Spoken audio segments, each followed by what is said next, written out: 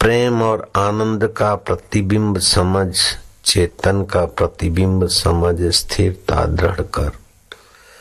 सत्य का, सनातन धर्म का विशेष ध्यान रख। तू सत्य है और सत्य शरीर मर रहा है। तू चेतन है, जड़ शरीर विलय हो रहा है। तू आत्मा ब्रह्म है।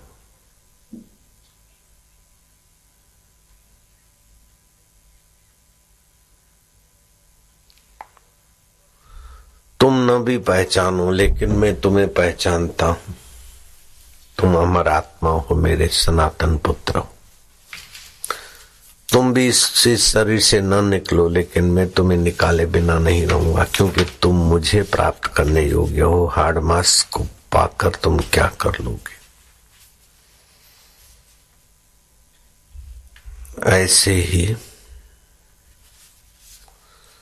14 लोग तो जीते जी भी मरे हुए हैं।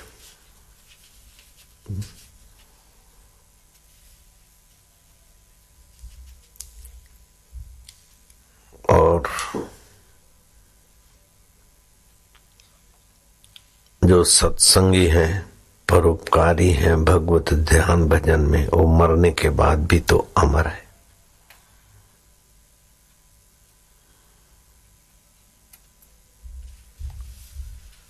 हे अमृत पुत्र, तू मरता नहीं। ऐसा जिसने ज्ञान सुना है वो धनभागी है।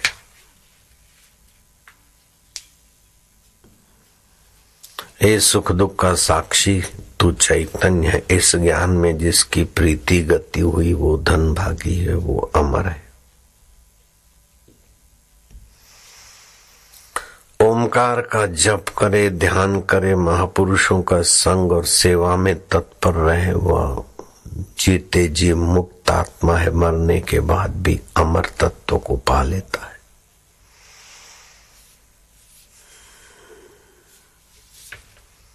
धन्या माता पिता धन्यो, गोत्रम धन्यम कुलोद्भव। धन्या च वसुधा देवी यत्र स्यात् गुरु भक्तः।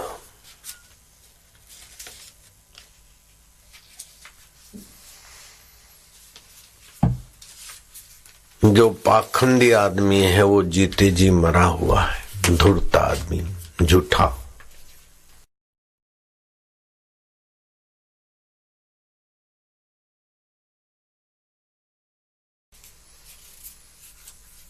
जो गुरु के आगे झूठ बोलने की हिम्मत करते हैं उनसे बड़ा अभागा कौन। पाखंड, झूठे लोग। अति कामी, न अमावस्या देखे न पूनम देखे, न जन्माष्टमी देखे, न शिवरात्रि देखे, न होली न दिवाली। काम विकार में जो फिसलता रहता वो जीते जी मरा है, अभागा है। धन होते हुए भी जो सत्कर्म दान पुण्य नहीं करता, कंजूसी के कारण धन जमा कर करके मर जाता है, वो तो जीते जी मरा समझो। जिसको अच्छी बात सूझती नहीं, अच्छी जगह पर बैठने में रुचि नहीं, मूड है, वो जीते जी मरा है। जो भावना से दरिद्र है, कर्म से दरिद्र है, भक्ति से दरिद्र है, पैसे से दरिद्र है, वो जीता जी मरा हुआ है। जिसका कहीं उपयोग नहीं, यश नहीं, दूसरों पर बोझा है, वो जीते जी मरा है। जो किसी के काम नहीं आता और ईश्वर से प्रेम नहीं करता, वो जीते जी मरा हुआ है। जो अति वृद्ध है और देह को मैं मानता है, संसार को सत्य मानता और मुझे कोई बचाए, कोई भला कर दे, रोता रेंगता रहता है, वो जीते जी मरा हुआ है। जो सदा रोगी है मन से तन से, वो जीते जी मरा है। जो अति क्रोधी है वो जीते जी मरा है। जो ईश्वर से, शास्त्र से, सद्गुरु से विमुख है वो अभागा जीते जी मृत्यु की खाई में घुल मिल गया है। 11वां वह व्यक्ति जो श्रुति संत का वचन टाल देता है, विरोधी है, वेद शास्त्र गीता उपनिषद का विरोधी है, वो जीते जी मरा है। गौ मांस और मदिरा जिसको प्रिय है वो जीते जी मरा है। जो निंदक है, जिस किसी की निंदा करेगा और संत की निंदा करने में भी देर नहीं करेगा, वह अभागा जीते जी मरा है। कबीरा निंदक ना मिलो पापी मिलो हजार, एक निंदक के माथे पर लाख पापिन को भार। जो केवल अपने शरीर को पोषने में लगा है, दूसरे का ख्याल नहीं रखता और मरने के बाद की यात्रा का विचार नहीं रखता, वो जीते जी मरा है। और जो अति पापी है उसका तो कहना क्या, वो जीते जी मरा है। ऐसे ही जो अति पुण्य आत्मा है मरने के बाद भी अमर है। इससे 14 विपरीत बातें जोड़ दो तो मरने के बाद भी अमर है। अति पापी से अति पुण्य आत्मा मरने के बाद भी अपनी यश से जीवित है।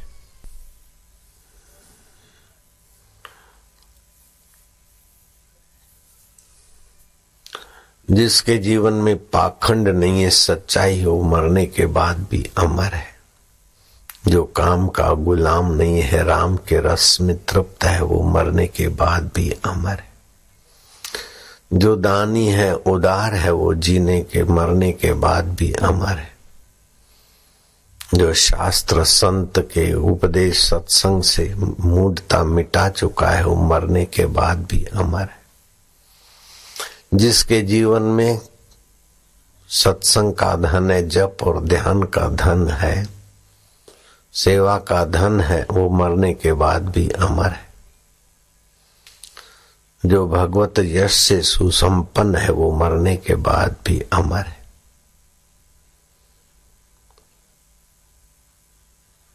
वृद्ध होने पर भी जिसका उत्साह जवान जैसा है और जिसकी प्रीति भक्ति है, वो मरने के बाद भी अमर है। लीलाशाह प्रभु अमर है, राम कृष्ण अमर है, शबरी अमर है। जो निरोग तन, निरोग मन, निरोग मति का धनी है, वो मरने के बाद भी अमर है।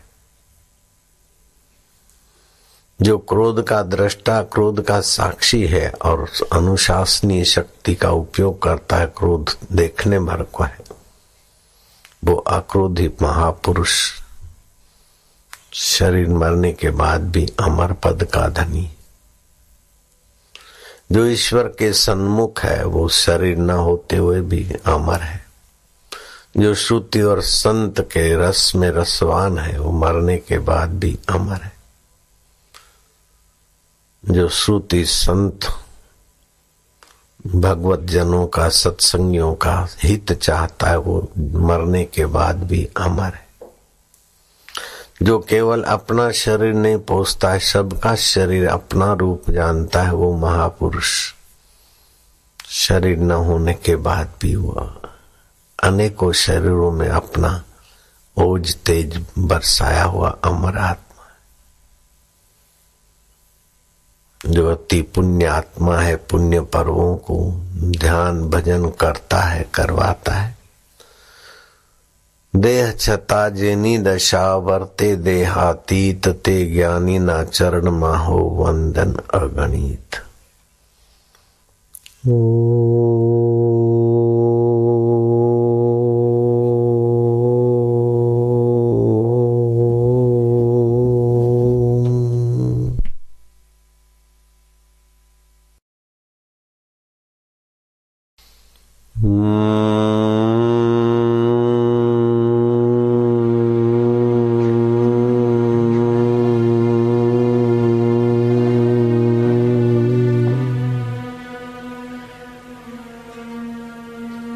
मरना जीना शरीर का खेल है। दुखी सुखी मन का खेल है, चिंतित निश्चिंत चित्त का है मैं प्रभु का प्रभु मेरा। इसे करते अंदर आनंदित आह्लादित होते जाओ तो जीवन है, लेकिन मौत भी तुम्हारे परम जीवन की सुवास देगी। Om Om. O my soul you are God. ओ मेरे आत्मदेव तुम ही परमात्मा। Are not far away. तुम नहीं हो, दुर्लभ नहीं हो, मेरे ही आत्मदेव। ऐसा समझकर विश्रांति पाने वाला जीते जी तो अमर है और शरीर न होने के बाद भी अमर ब्रह्म के साथ एक है। तस्य तुलना के न जायते, ब्रह्मज्ञानी की मत कौन बखाने, नानक ब्रह्मज्ञानी की गत ब्रह्मज्ञानी जाने। ब्रह्मज्ञानी सकल सृष्टि का करता, ब्रह्मज्ञानी सद जीवत नहीं मरता। उस ब्रह्म परमात्मा का ज्ञान जिसने पा लिया वो सदा जीता है, कभी मरता नहीं। देह की मृत्यु वास्तविक मृत्यु नहीं, समझ की मृत्यु, शांति की मृत्यु, भक्ति की मृत्यु, सत्कर्म की मृत्यु ही जिंदों को मार बैठी। और सद्गुणों की समझ मृतकों को भी अमरता प्रदान कर देती। शबरी कहती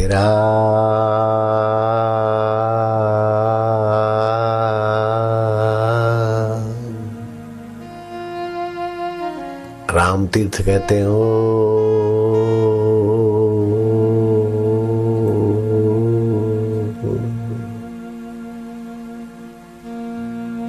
नानक जी कहते हैं हरि ओ।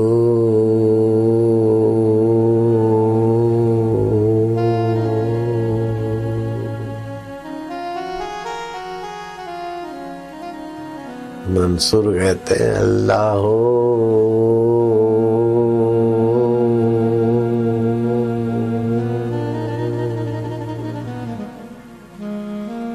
ओंकार के दीर्घ उच्चारण में संकल्प विकल्प नहीं, यही तो अमर आत्मा की खबर है।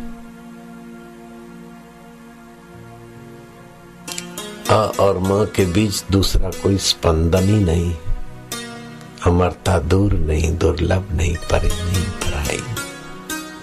श्वास अंदर गया, बाहर आए तो गिनती। 3 घंटे रोज जो जप करता है वो अमर पद को सहज में पा लेता है।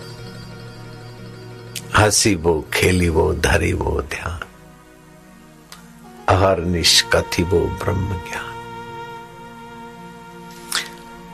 संध्या का समय था।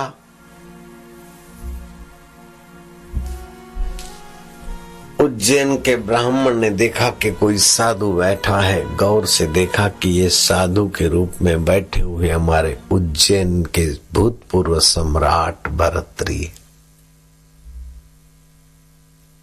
राजाधिराज महाराज, उज्जैन नगरी के सम्राट राजा भरतरी की जय हो, जय हो। कैसे ब्राह्मण? बोले यहाँ आए थे, हरिद्वार ऋषिकेश में आव्या था दर्शन करवा। आप રાજપાટ છોડીને સંત થયા છો એ સાંભળ્યું તું, પણ અત્યારે મળ્યા છો એટલે હું વંદન કરું છું। क्या सेवा करे ब्राह्मण? बोले जैसा भी आपको, ब्राह्मण को मिल जाए दक्षिणा। उदार भरतरी ने चिट्ठी लिख दिया मंत्रियों पर।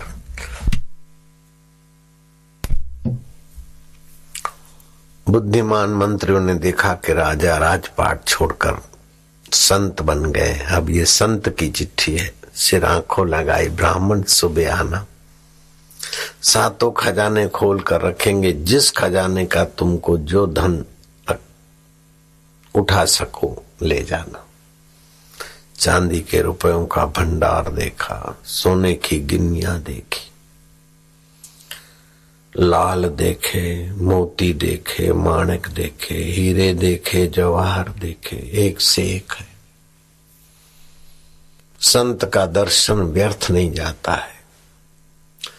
बोले इस भंडार में से मैं जितनी गठरी उठा पाऊंगा उतना ही मेरा रहेगा, लेकिन ये सातों भंडार थे छोड़कर गए हैं। आ बधु छोड़ीने ऐसी सियार नहीं हो। 16,000 करोड़ के 16 लाख करोड़ नहीं, आखो राज्य अब्जो खब्जो छोड़कर जो चीज पाने को गए हैं वो चीज ऊंची होनी चाहिए। चिट्ठी वापस ले लिया। फिर उज्जैन का ब्राह्मण गया ऋषिकेश के नीलकंठेश्वर, नीलकंठ की घाटियों में। ऋषिकेश से ऊपर नीलकंठ रास्ता जाता है, अभी तो बस्ती हो गई, हम गए थे तब पैदल का रास्ता था, शांत वातावरण था। आज से 30-40 साल पहले, तो सैकड़ों वर्ष पहले तो और सन्नाटा शांति थी,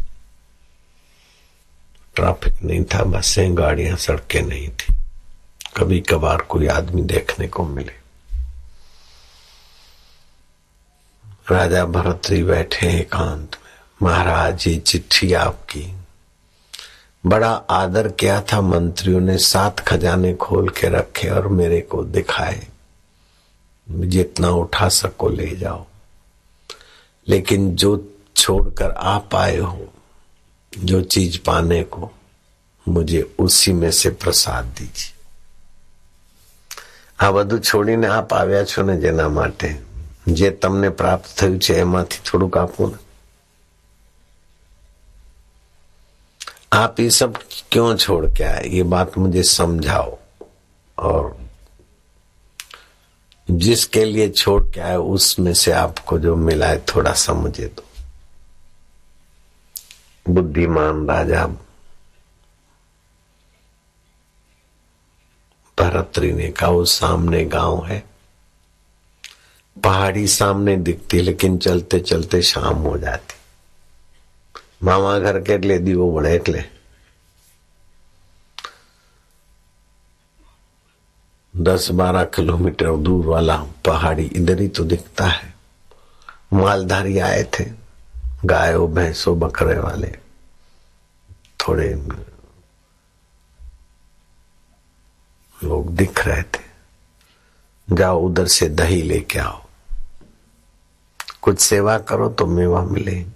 संत की सेवा भाग्यशाली को मिलती।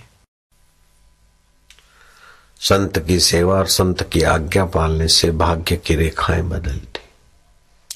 मेटत कठिन कुअंक भाल के, भाग्य के कुअंक मिटते। ब्राह्मण ने कहा कि दही मंगाया है महाराज ने। बोले अभी दही जमा दिया है, तुम थोड़ा टुकड़ा खा लो, पानी पियो, सामने गुफा है, बैठो आराम करो, ध्यान करो, दही जमेगा तो तुम ले जाना। गुफा किसी पूर्व काल में संत के ध्यान के वाइब्रेशन वाली गुफा थी। बैठे और ठंडी हवा ने और ध्यान की प्रभा ने। इस बात में आप संदेह नहीं करना, मेरी गुफा में मैंने किसी तार बाबू को कहा तुम बैठो, बाद में बात करते। सुबह आया था सूर्योदय के समय, वो बैठा तो बैठा, ऐसे बैठा कि हम बार बार देखें तो उठता नहीं, तो मैं काहे को उसको उठाऊं। शाम के 5 बज गए, फिर मैंने उसको बुलाया। मनोहर मनोहर अंडा खाता था, दारू पीता था, उसको मकान की जरूरत थी, किराए पे मकान मिल जाए, वो आशीर्वाद लेने आया था। उसने घड़ी देखी, यूं देखा, शाम के 5। बोले ये क्या हुआ? मैं क्या, अब तुम बैठे रहे, मैं कैसे जगाऊं? आबू की गुफा की बात है। स्थान धर्म होता है। यहाँ आप जितना शांति से बैठे और अच्छा लग रहा है, उतना आप अपने फ्लैट में ध्यानस्थ नहीं हो सकते। अमेरिका के हाउस में ऐसा पीस नहीं हो सकता। वाइब्रेशन संसारी होते। संत की दृष्टि और संत की चरण और संत का वातावरण कुछ अपने आप में महत्वपूर्ण होता है।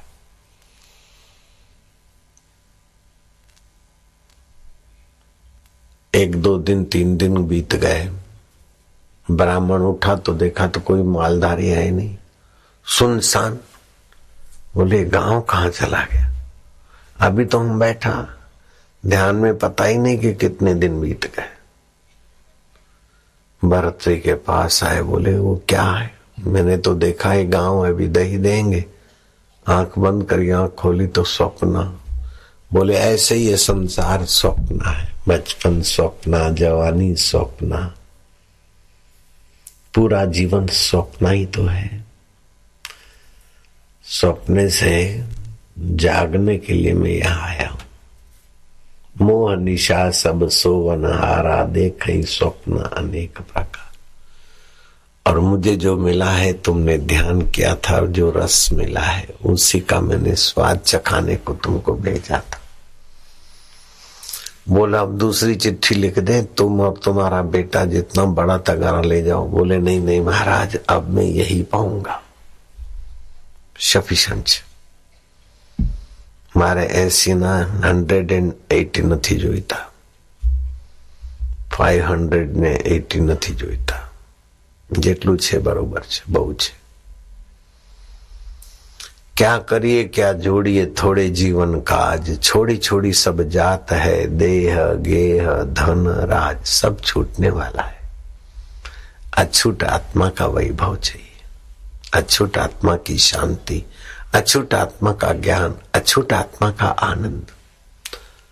प्रभु ते इतना मांगिए 9 कोटि सुख समाये, मैं भी भूखा ना रहूं, साधु भी भूखा ना जाए। અમારે ભૂખ્યા ના રહેવું પડે ને સાધુ સંતની સેવામાં પીછેહટ ના થાય, એટલું છે તો બહુ છે। બસ બહુ હોય પણ જો અમારી તબિયત સારી ના હોય તો બધું નકામ, બહુ હોય પણ સારા કામ માટે છૂટે નહીં તો એ નકામ।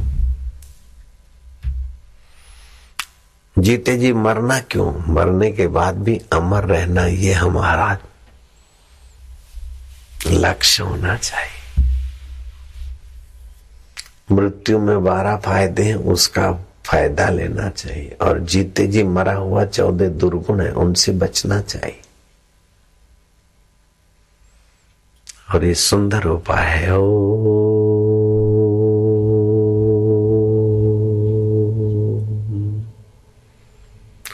संकल्प विकल्प चंचलता हर लेगा, अपनी दिव्यता भर लेगा।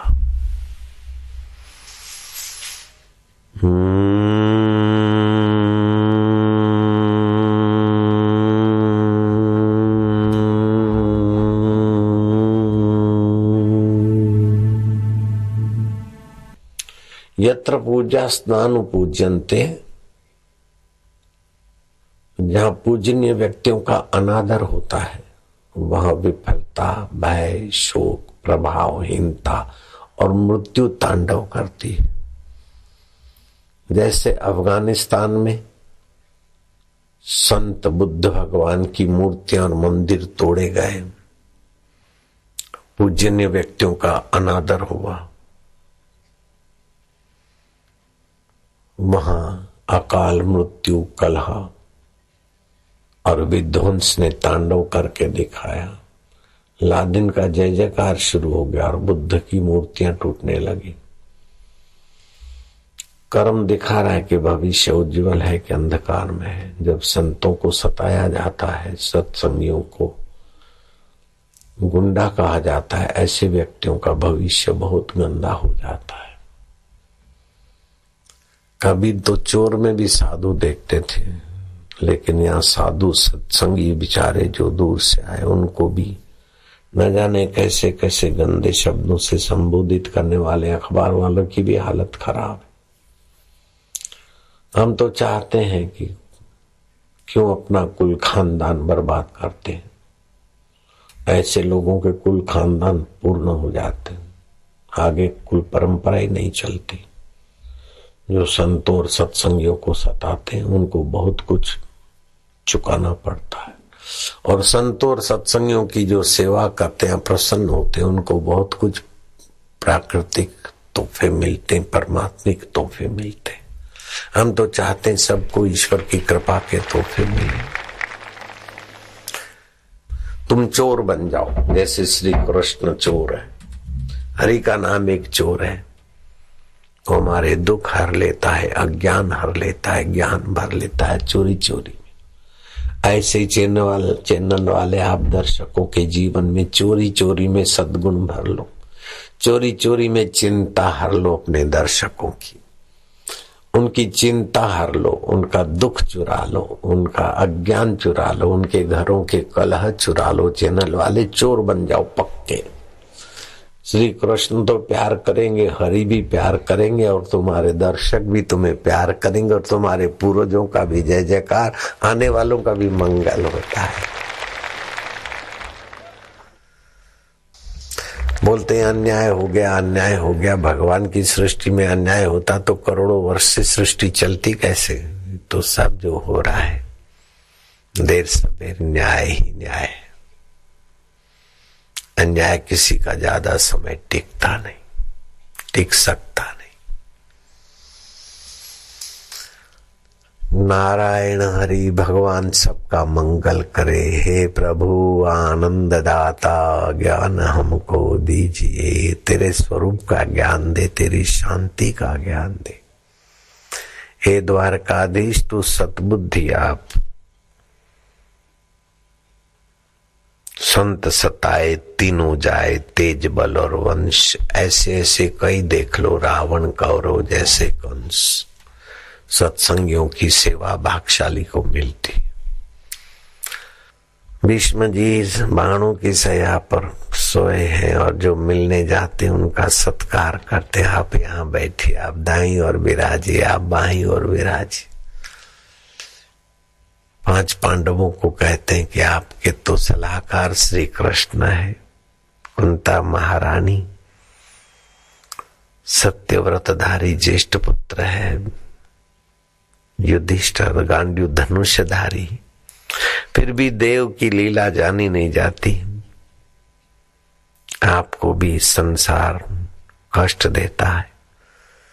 केशव आपकी लीला अद्भुत है। आपको मैं कहाँ बैठा हूँ? आप तो मेरे पलकों में ही विराजमान हुए, आप तो मेरे नेत्रों में ही बैठे, सामने दिखिए। आपका पीतांबर फरफराता रहे, नजर मेरी ओर रखना। मैं कन्यादान करना चाहता हूँ। और बाल ब्रह्मचारी कन्या कहाँ से लाए? बोले मेरी बुद्धि रूपी कन्या मैं तुमको अर्पण करता हूँ। इंद्रियां मन में लगाऊंगा, मन बुद्धि में लगाऊंगा, और बुद्धि तुम में लगाकर मैं तुम्ही का हो जाऊंगा। मैंने अपने कर्म रूपी देवता के द्वारा आपकी पूजा की थी। आपके कोमल कोमल हाथों में मैंने तीक्ष्ण बाण मारकर आपकी पूजा की थी, अपना कर्तव्य निभाया था। केशव एक कैसा कर्म योगी है भीष्म पितामह। भीष्म अष्टमी को जिन्होंने उत्तरायण के बाद भीष्म अष्टमी आती देह त्यागा था। देह सभी मिथ्या हुई, जगत हुआ निसार, हुआ आत्मा से तभी अपना साक्षात्कार। भगवत गीता के 12वें अध्याय का 8वां श्लोक से लेकर 11वें श्लोक तक के 4 श्लोक जो हैं समर्पण योग के हैं। जीव का स्वभाव है किसी न किसी का आश्रय लिए बिना नहीं रहता। जब आश्रय लेना ही है तो हीन आश्रय न लीजिए। जैसे कई का हीन आश्रय दशरथ को रुला देते हैं, अथवा तो मंथरा का हीन आश्रय कई को फिसला देता है। लेकिन शबरी का मतंग ऋषि के चरणों में आश्रय जो है वो उन्नत कर देता है। रावण सोने की लंका का धनी है, लेकिन हीन आश्रय लेता है विषय विकारों का, उसे रोना पड़ता है। हिरण्याकश्यपु सुवर्ण की लंका सुवर्ण का हिरणपुर बनाने में सफल है, लेकिन शरीर का मन बुद्धि का तुच्छ का आश्रय लेकर अपने को सर्वोपरि सर्वश्रेष्ठ घोषित करने में मार खा जाता है हिरण्यकश्यपु हीन आश्रय के कारण। आश्रय लेता मन बुद्धि का, अहंकार का आश्रय लेने के बजाय भगवान के सत्य स्वभाव का, चिद स्वभाव का, आनंद स्वभाव का आश्रय लेकर अहम ब्रह्मास्मि वासुदेव सर्वमिति तो हिरण्यकश्यपु भगवत तुल्य सम्मानित होता, पूजा जाता। क्योंकि हिरण्यकश्यपु की तपस्या ऐसी थी कि जहां दृष्टि डालता तो संकल्प से वस्तुएं पैदा कर लेता था। 60,000 वर्ष तपस्या का बल था उसके पास और वरदानों की लंबी छड़ी थी उसके पास। न ऊपर मरू, न नीचे मरू, न बाहर मरू, न अंदर मरू, न देव से मरू, न दानव से मरू, न मानव से मरू। तो फिर नरसिंह अवतार नया बनाना पड़ा भगवान को। उसकी तपस्या ऐसी थी कि ब्रह्मा जी को वरदान देने ही पड़े और ऐसी तपस्या थी समुद्र तट पर खड़ा हो जाता तो समुद्र उछाल उछाल कर मोती दे देता और भी खजाने उछालता। ऐसे ही पहाड़ों और पर्वतों के तरफ दृष्टि डालता तो अपने खनिज, चांदी आदि और द्रव्य दे देते।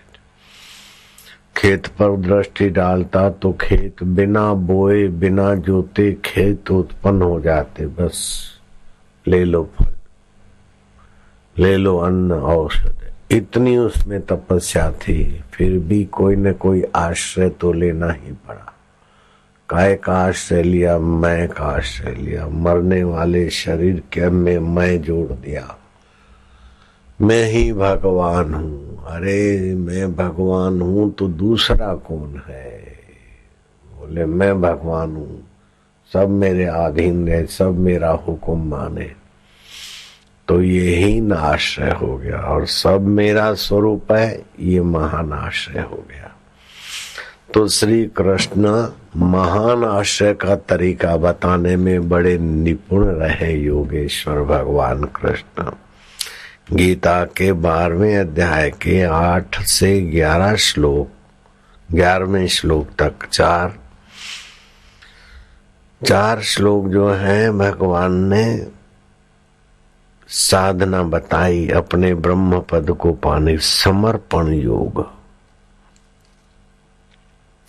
समर्पण योग जहां से सृष्टि उत्पन्न होती है, स्थित होती है, जिसमें विलय हो जाती है, जिसकी सत्ता से माँ के शरीर में हमारे लिए दूध बना, जिसने सूर्य बनाया, चंदा बनाया, पृथ्वी चक्र काटती रहती है, नक्षत्र और ग्रह जिसके अनुशासन में चलते रहते हैं, ऐसे परब्रह्म परमात्मा को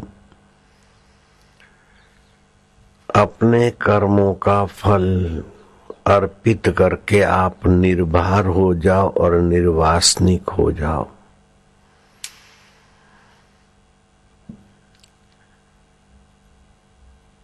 और वहां भगवान उस तत्व के साथ अपनी एकाकारता भी तुम्हारे में जगाना चाहते हैं। इसलिए एकदम स्पष्ट आप अपने शुद्ध बुद्ध सच्चिदानंद स्वरूप को प्राप्त करने में सरलता का एहसास कर सकते हैं।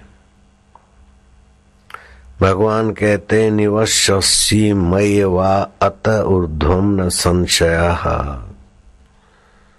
मुझसे मन को लगाओ और मुझ में ही बुद्धि को लगाओ, इसके उपरांत तू मुझ में ही निवास करेगा। इसमें कुछ भी संशय नहीं है। लो, मुझ में ही निवास करेगा। मुझ में माना 2 हाथ पैर वाले या 4 हाथ पैर वाले में अर्जुन घुस जाएगा, ऐसा मत समझना। भगवान का जो वास्तविक स्वभाव है, ब्रह्म स्वभाव, उसी में आप स्थित हो जाएं, ऐसा स्पष्ट बोलने वाले अनुभव की महान जागृत मूर्ति भगवान के सिवाय और कौन बोल सकता है। मयेवा मनः माध्यस्थं मयि बुद्धि निवेश्य निविशसि मयेवाह अतः ऊर्ध्वं न संशय। मुझ में ही मन को लगा और मुझ में ही बुद्धि को लगा। हम बुद्धि चीज वस्तु में लगाते हैं और फिर मन में कोई न कोई वस्तु व्यक्ति का महत्व समझते हैं। बुद्धि लगाई काम धंधे में और मन लगा पत्नी के पास जाने में, बच्चों की पढ़ाई में सहयोग देने में, इसमें उसमें। ये अपने ढंग से होता रहेगा। वास्तव में हम जिसमें लग जाए, मन बुद्धि भी उसमें लग जाए तो एकदम खेल है, खेल। महातरक्की करना बड़ा सुगम हो जाता है। तरक्कियां तो मिटती, लेकिन महातरक्की एक बार होती तो फिर कभी आदमी च्युत नहीं होता। महातरक्की अर्थात अच्युत पद को पा लेना, जो अपने पद से, अपने महिमा से, ब्रह्मा जी भी अपने ब्रह्म पद से च्युत हो जाते, इंद्र भी इंद्र पद से च्युत हो जाते, लेकिन आत्म पद से कभी कोई च्युत नहीं हो सकता। ऐसा अपना आत्म पद को पाले। एक बार आत्म पद, योगी योग भ्रष्ट हो जाता है, धनी धन भ्रष्ट हो जाता है, सत्ताधीश सत्ता भ्रष्ट हो जाता है, इंद्र इंद्र पदवी से भ्रष्ट हो जाता है। लेकिन जहां कभी पतन की गुंजाइश नहीं है, वैकुंठ वाला वैकुंठ से गिर जाता है, जय विजय जैसे। स्वर्ग वाला स्वर्ग से गिर जाता है। यद गत्वा निवर्तन्ते तद्धाम परमम मम, जहाँ जाने से फिर पुनरागमन नहीं होता, वो मेरा परम धाम है, जहाँ से मैं स्फुरित होता है।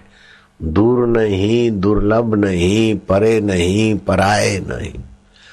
तो ये आज के ये चार जो उपाय भगवान बता रहे हैं, या तो समर्पण योग सीख लो, अथवा तो अभ्यास योग युक्तेन चेतसा नान्यगामिना। आप मन बुद्धि भगवान में नहीं लगा सकते, अपने मैं को भगवान में समर्पित नहीं कर सकते। महिलाओं के लिए समर्पण योग बड़ा सरल है, भाइयों के लिए जरा कठिन हो सकता है। जैसे मीरा ने समर्पण योग में सफलता पाली, शबरी ने समर्पण योग में सफलता पाली। अथवा तो किसी किसी भक्त ने, हिरण्याकश्यपु समर्पण योग में नहीं चल सके तो अभ्यास करते ईश्वर को पाने का नहीं चल पाए। अभ्यास योग नहीं कर सकते हैं तो भगवत अर्थ कर्म वो भी नहीं कर पाए, और सर्व कर्म का फल त्याग वो भी नहीं कर पाए, तो 60,000 वर्ष तपस्या और दृष्टि डाले तो खेत खली अन्न औषध देने लगे। इतना सब पाने के बाद भी बुरी तरह हार की कगार में जा गिरे रावण और हिरण्याकश्यप। अगर इन चारों में से एक भी साधन कोई करे तो हिरण्याकश्यप अथवा रावण जैसी ऊंचाई पाने की जरूरत ही नहीं है। उससे भी बड़ी ऊंचाई मिले तो कभी नीचाई का मुंह नहीं देखना पड़े। बहुत ध्यान से सुनना, ये खास साधकों के लिए आज का सत्संग उपदेश है। एक तो समर्पण योग है, दूसरा है अभ्यास योग।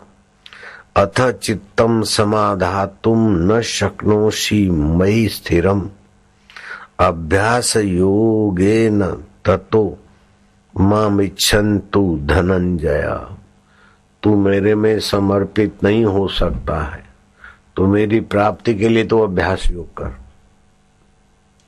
अभ्यास योग जैसे एकाग्रता करते हैं या कुछ भी करते हैं, तो कुछ बनने के लिए नहीं तो मुझे पाने के लिए कर लो। रावण लंकाधिपति बनने के लिए अभ्यास करता है, हिरण्याकश्यपु हिरणपुर का मालिक बनने के लिए अभ्यास करता है। दोनों बुरी तरह फिसल गए, मार खा गए। यदि तू समर्पित होने में सफल नहीं होता अथवा समर्थ नहीं है, तो यदि तू मन को मुझ में अचल स्थापन करने के लिए समर्थ नहीं है, तो हे अर्जुन, अभ्यास रूप योग के द्वारा मुझको प्राप्त होने के लिए तू इच्छा कर। अगर तुम अभ्यास करते हो जप का, ध्यान का, और उद्देश्य भगवान को पाने का रखते हो, तभी भी आप लंकेश और हिरण्याकश्यपु से ऊंची स्थिति के धनी हो सकते। अगर ये दूसरा साधन भी भगवान बोलते हैं तुम नहीं कर सकते हो, तो आओ हम तुम्हें तीसरी सीढ़ी देते हैं, जो अच्छी तरह से आप, जिसके पायदान बड़े आसान है, तुम्हें जचे तो उस पर ही चल पड़ो। अथवा चौथा हम रैंप भी बताते हैं, उस रैंप से भी तुम ऊपर उठ जाओ। अभ्यास से अपि असमर्थोसी मत कर्म परमो भवः मदर्थपि कर्माणि कुर्वन् सिद्धि अवाप्यसि। यदि तू उपर्युक्त अभ्यास से भी असमर्थ है, तो केवल मेरे लिए कर्म करके मेरे परायण हो जा। इस प्रकार मेरे निमित्त कर्मों को करता हुआ भी मेरी प्राप्ति रूप सिद्धि को ही प्राप्त होगा। चारों का फल एक है, या तो शरणागति योग, या तो अभ्यास योग, अथवा तो भगवत अर्थ कर्म योग। ये तीन योग, अगर तीनों में से जो तुझे अनुकूल पड़ता है, तेरे लिए बढ़िया लगता है, तो इसमें लग जा। कुल मिलाकर उद्देश्य मुझे पाने का रख, शाश्वत को पाने का रख, नश्वर को नहीं। अपने प्रिय को और क्या कहेंगे, सार बात ही तो कहेंगे। अगर इन तीन साधनों में तेरी कहीं रुचि गति नहीं है, तो ले अब सुन, और चौथा सरल साधन देता हूं। सर्व कर्म फल त्याग अथेतद अपि अशक्तोऽसि। इन तीन साधनों में तू अशक्त है, समर्थ नहीं है, ये करने में तू अपने को असमर्थ मानता है, तो ले चौथा साधन। अथे तद अपि अशक्तोऽसि कर्तुम मद्योगमाश्रिताः सर्व कर्म फल त्यागम तत कुरु यत आत्मवान। यदि तू मेरी प्राप्ति रूप योग के आश्रित होकर उपर्युक्त साधन को करने में भी असमर्थ है, उन तीन साधनों में तो मन बुद्धि आदि पर विजय प्राप्त करने वाला होकर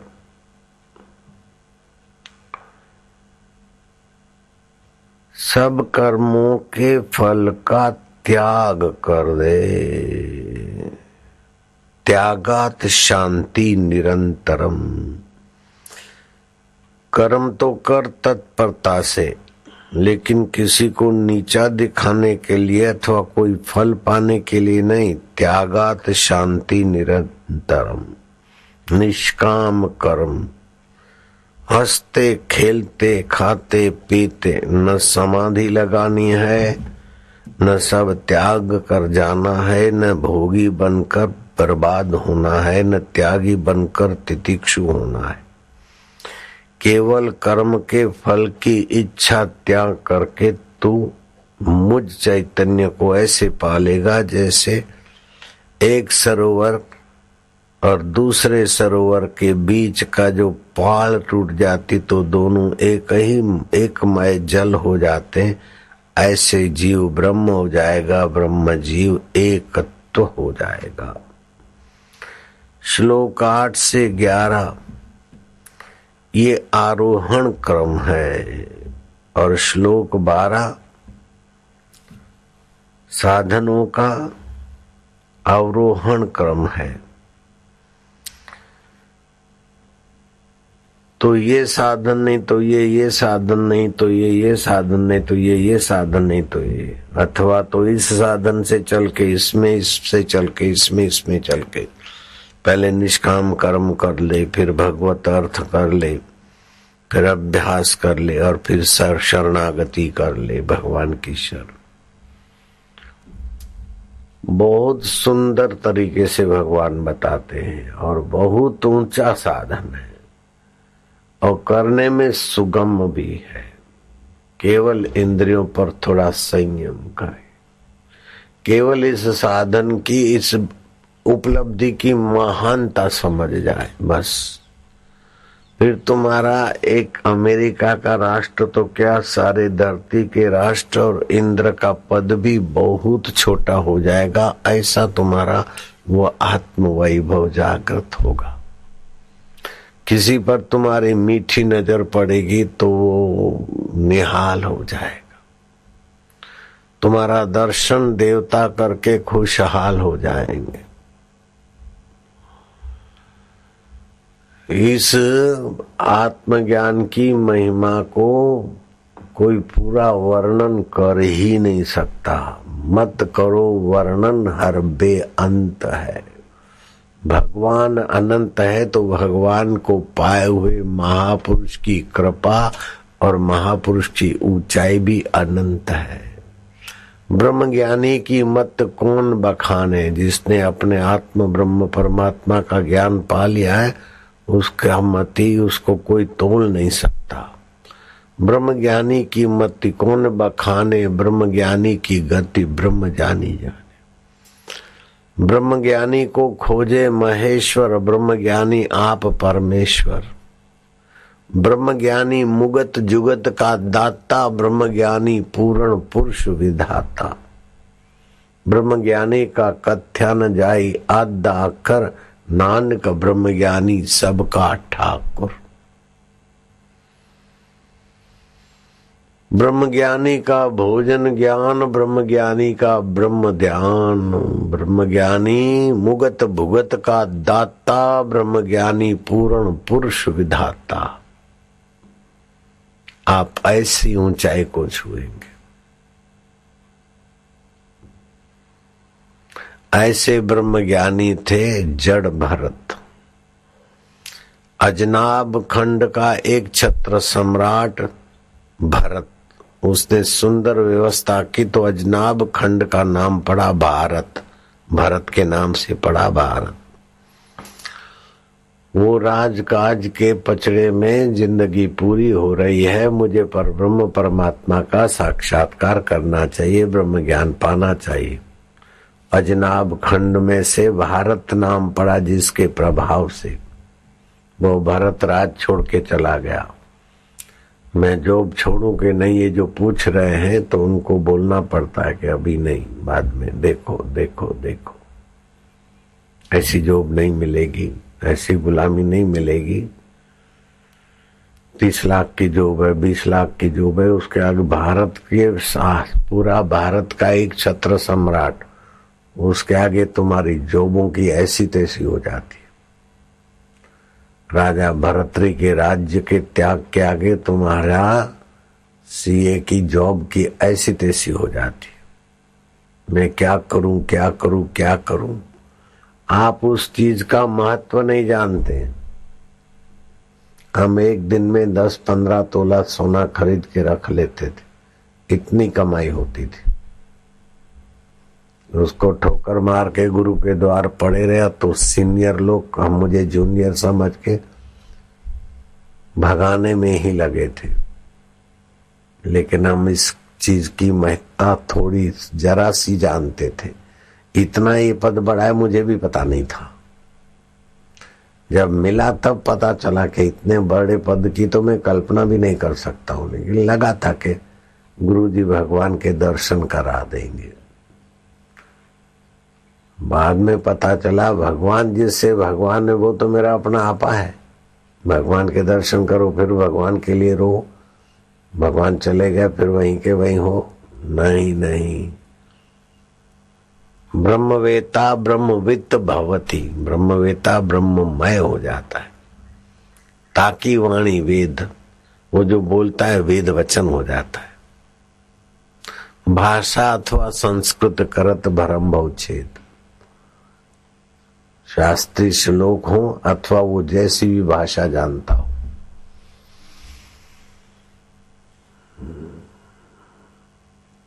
गीता के 6ठे अध्याय में आता है ब्रह्म ज्ञान का महत्व। रैक्व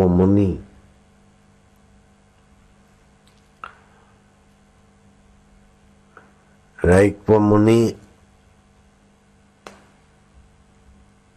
जानश्रुत राजा बड़ा धर्मात्मा था। राज्य में किसी को तकलीफ न पड़े, मैं कर्म करके भगवान को प्रसन्न करूं, भगवान को पाऊं, ऐसा ऊंची समझ का धनी जानश्रुत राजा। यहाँ तक कि प्रजा का तो पालन करता, लेकिन पशु पक्षियों का भी स्वयं ख्याल रखता और दाना चुगने को डालता। नौकर चाकर करते लेकिन स्वयं भी कभी आकर पक्षियों को दाना देता। इतना बड़ा राजा जानश्रुत। पक्षियों में के हंस तो मोती चुगते, तो मोती मंगाओ समुद्र से। ये मोतियों की माला है ना, है कोई दे गया था। तो ये पित्त शामक होती है। आजकल तो बाजारों में तो ये प्लास्टिक के मोती बनते हैं, ये दरिया के मोती निकले हुए पित्त शामक होते। हंस मोती चुगते। राजा ने सपना देखा कि मैं हंसों को मोती दे रहा हूं। रोज देते हैं, तो रात को सपना आया, उसमें 2 हंस हैं, मोती का त्याग करके उड़ान भरते। तो जानश्रुत को वही क्या बात है, हंसों का प्रिय भोजन मोती सब जगह तो मिले नहीं। तो वो बोलते हैं कि तुम तो मोतियों का त्याग करके ऊपर आए हो कहीं। राजा जानश्रुत का कोप तुम्हें जला न दे। बोले जानश्रुत का यहाँ नहीं पहुंचेगा प्रभाव, हम रैक्व मुनि के प्रभाव में उड़ान भर रहे हैं। रैक्व मुनि की शीतलता के आगे जानश्रुत की नाराजगी क्या कर लेगी। जानश्रुत का राज्य क्या माना रखता है। जानश्रुत कितना भी धर्मात्मा है, लेकिन रैक्व मुनि के आगे उसकी क्या कीमत है। ऐसा उसको स्वप्न आया और सुबह मंत्रियों को बोला कि जाओ चारों तरफ जांच करो, रैक्व मुनि कौन है। मेरे राज्य में ऐसा कौन पुरुष है जिसकी शीतलता में राजा का कोप और दंड कोई माना नहीं रखता। जांच किया तो एक बैलगाड़ी चलाने वाला, दिन में तो बैलगाड़ी चलाता है, आजीविका इकट्ठी करता है, रात्रि को बैलगाड़ी के नीचे विश्राम करता है, शादी वादी नहीं किया, युवक है। पता चला कि वो रैक्व मुनि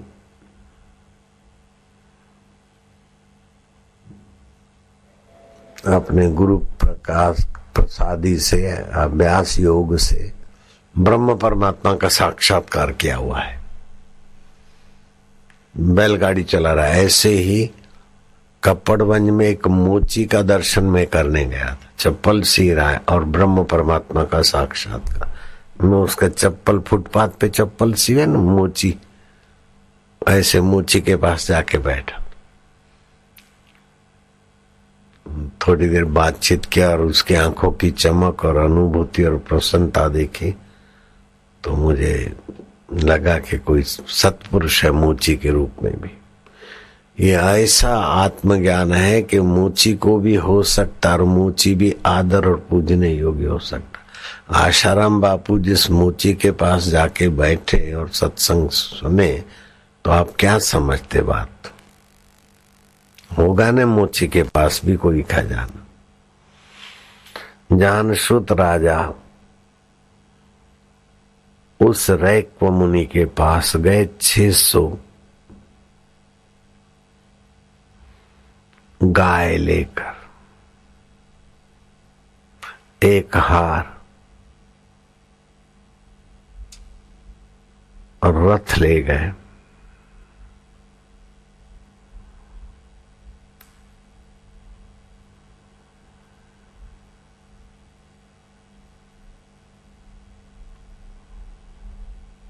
महाराज मुझ पर कृपा हो कीजिए, मुझे आत्मज्ञान का उपदेश दीजिए, आत्मज्ञान में मेरी गति कराए। कंगाल कहीं का। बैलगाड़ी चलाने वाला कहता है राजा जानश्रुत को, कंगाल कहीं का, 600 गाय और एक सोने का हार, उसमें ब्रह्म ज्ञान लेने आए। डांट दिया। उस जमाने के राजा भी एक समझदार थे कि संत की डांट में भी हमारी उन्नति छुपी होती। आजकल के लोग तो बदला लेने को ठान लेंगे, इतनी छोटी मति के हो गए बेचारे। जानश्रुत राजा समझ गए कि मेरी गलती हो गई, 600 गाय और एक हार देकर बदले में ब्रह्म परमात्मा का साक्षात्कार, मैंने गलती की। कुछ समय के बाद 1000 गाय, एक हार और रथ, और जांच करते करते उन्हें पता चला कि मुनीश्वर को विवाह करने की इच्छा है, तो अपनी युवती कन्या ले गए। महाराज में ये कन्या आपके सेवा में, आपके घर संसार चलाने के लिए अर्पण करना चाहता हूं। तो कन्या देकर पुत्र लिए जाते तो पुत्र तो पिता का भला चाहेगा ही। ऐसे जमाई भी है तो ब्रह्मवेता जमाई है, कोई साधारण तो नहीं है। ब्रह्मवेता को जमाई बनाऊंगा तो फिर मुझे ब्रह्म प्राप्ति आसान हो जाएगी। और इसके साथ कन्या के साथ जो दहेज में है वो मैं इतने गांव आपको अर्पण करता हूं। तो कन्या भी अर्पण किया, 1000 गाय अर्पण किया और दहेज में गांव अर्पण किया। और महाराज को प्रसन्न करके राजा जानश्रुत ब्रह्म ज्ञान ले रहे हैं। आप ब्रह्म ज्ञान की महिमा समझिए, तब आपको पता चलेगा कि मैं क्या करूं, जॉब करूं कि जॉब छोड़ दूं, मैं क्या करूं, साक्षात्कार करूं कि जॉब करूं। आपको पता ही नहीं है, महिमा ही पता नहीं है। मैं नौकरी करूं, नौकरानी बनूं, नौकरानी बनी रहूं कि साक्षात्कार करूं।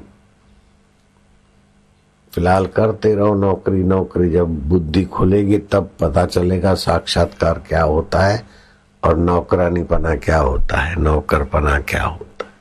18 नारायण हरि नारायण हरि। पता ही नहीं कि आत्म साक्षात्कार का क्या महत्व है।